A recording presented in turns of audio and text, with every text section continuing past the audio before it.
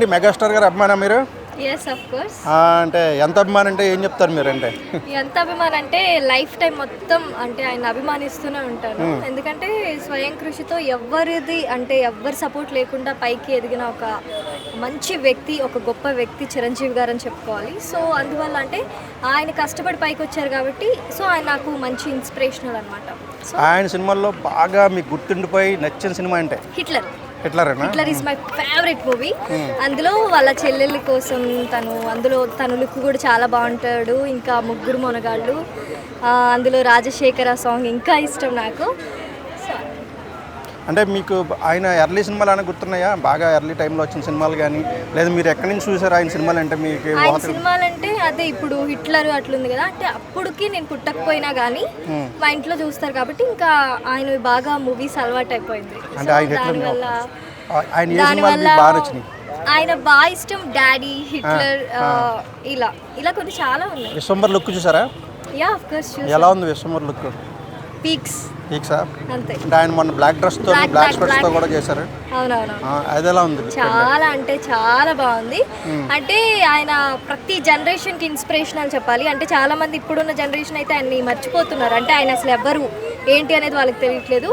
So వాళ్ళకున్న parents అయినా చెప్పుకోవాలి, అరే మా టైంలో ఈ హీరో ఒకప్పుడు రచ్చ ఆడిచ్చాడు అని చెప్పేసి అలా కొంచెం వాళ్ళకి కూడా తెలిసేలాగా ఒక వ్యక్తి కష్టపడితే ఎలా ఉంటుందని ఒక ఎగ్జాంపుల్ ఆయన చూపిస్తే బాగుంటుందని నా ఒపీనియన్. ఆయన ఉన్నంతకాలం ఆయన నెంబర్ 1 అని చెప్పేసి ఎప్పుడు కూడా ఆయనకే నెంబర్ 1 ర్యాంక్ ఉంటుంది.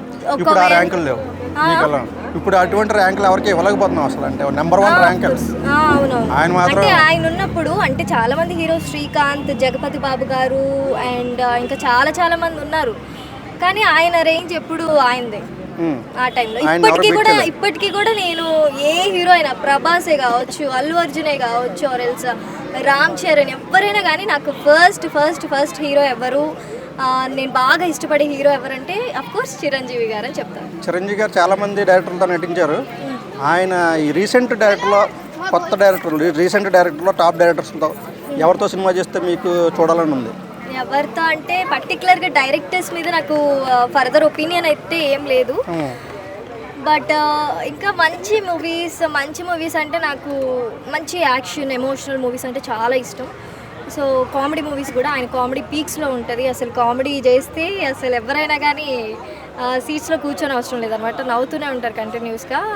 సో కొంచెం comedy, action and entertainment movies అయితే బాగుంటుంది, తీస్తే బాగుంటుంది. అఫ్కోర్స్ ఏ డైరెక్టర్ అయినా నో ప్రాబ్లం.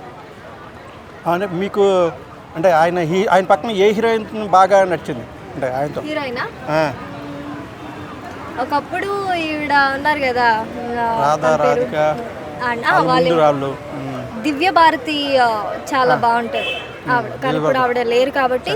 సో ఇప్పుడైతే నాకు జనరల్గా సాయి పల్లవి అంటే మరీ ఏజ్ ఎక్కువ అనిపిస్తుందిలే కానీ, బట్ ఏమో కొంచెం